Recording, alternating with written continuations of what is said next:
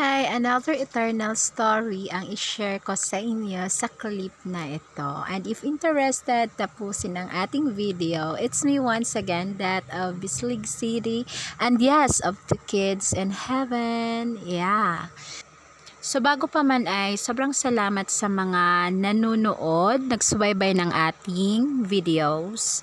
Yes, so thank you kina Kobe, kina Ma'am Siga, kina Ma'am Cherlyn, then even Ma'am Joanna, yes, Anthony, na yes, ramdam na ramdam ko yung quiet niya lang na panunood ng ating vlog. So thank you. At sa mga di ko na-mention na palagi talagang nakasupport, then naka-view man lang sa ating mga videos sobrang salamat po. So, here we are again for another clip. I know this is another worth your share, view, then spread of course me. Kasi nga,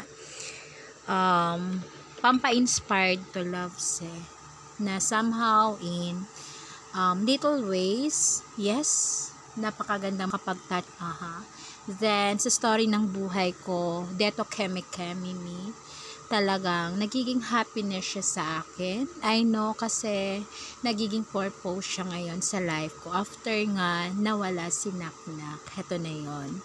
Then, heto ako again for another video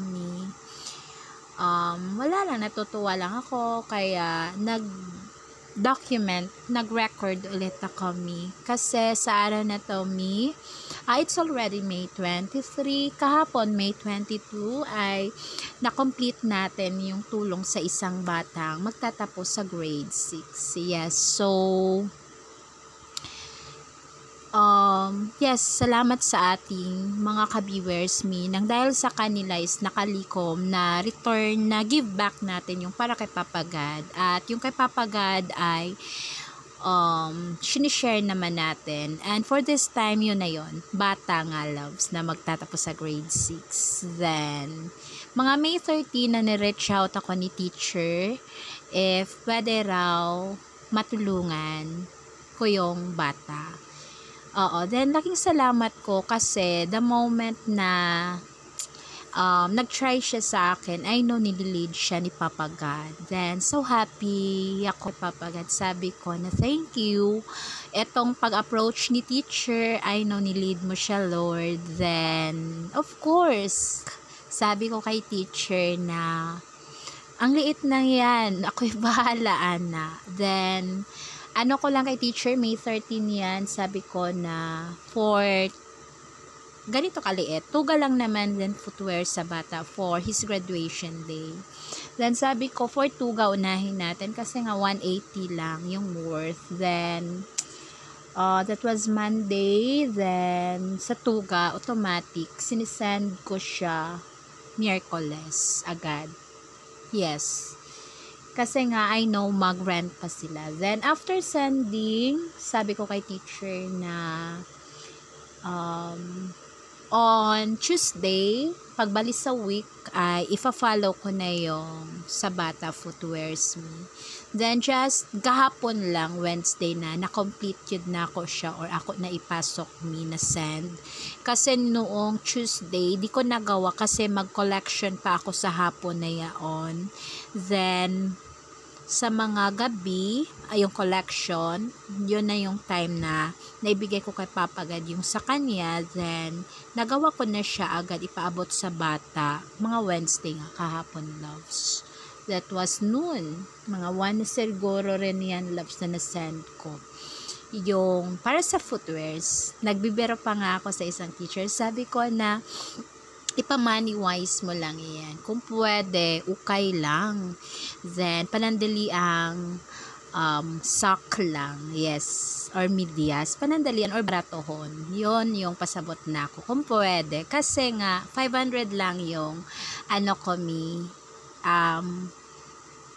ipaabot ko for footwears. Then, sabi ko, maghatag po ko another 300 para sa iyahang 5 kilograms sa rice. Kasi yung bata is laki sa lola, walang mama, papa.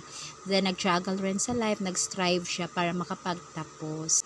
Pinapasok niya ang mangisda, magbenta ng kahit ano, makapag-survive lang at makatulong sa lolo at lola. So, ganun siya ka-deserving.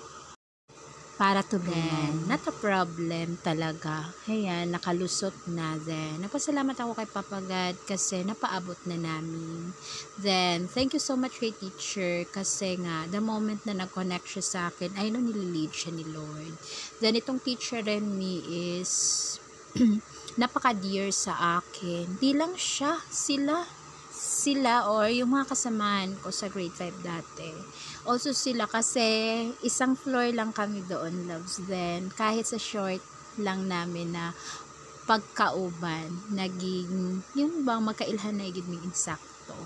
Then napaka best school year siya sa ko, loves, kasi napaka harmonious yung relasyon sa mga teachers.